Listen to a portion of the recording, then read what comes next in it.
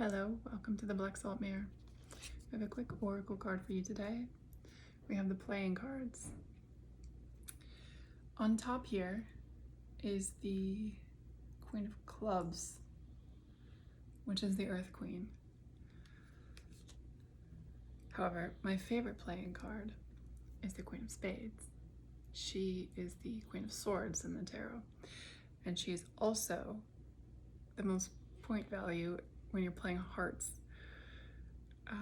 So she's kind of bad. All the hearts are 1. The Jack of Diamonds is -15, and the Queen of Spades, I think, is +30 or something ridiculous like that. But I always liked her for that because she was different and she was unique. And the Queen of Clubs, though, is the Queen of Clovers. And you can see her here. She's the other Black Queen. And it's kind of like a mimic in nature when something looks like the poisonous entity, like if a frog is poisonous and then another frog looks just like it but they're not poisonous, or a snake is venomous, and then you have the imitation snake who looks like the venomous snake but who is not venomous.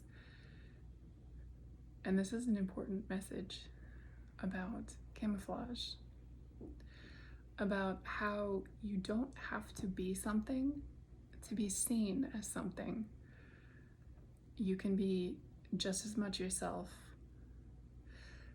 because the important difference between the clubs and the spades is that the clubs are earthen and the spades are air. And I believe it's the diamonds are the wands then, and then the hearts would be the cups. That's the way I've learned it.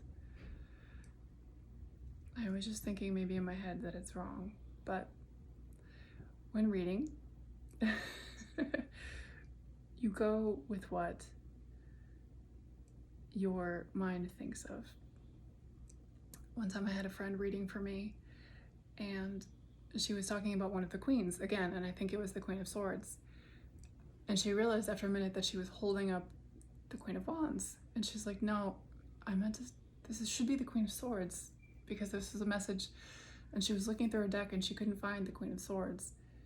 And she realized that the Queen of Swords was missing. So she pulled something similar, the Queen of Wands, although they're very different.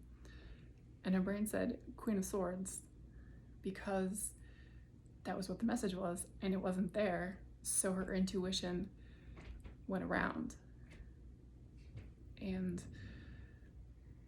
secondary message.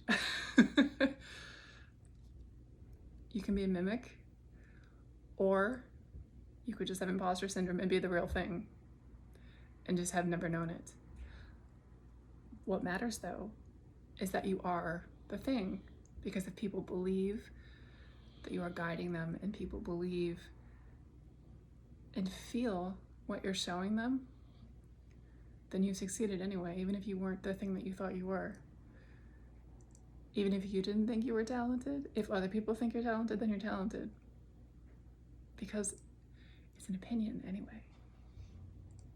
It's taste. And there's your message.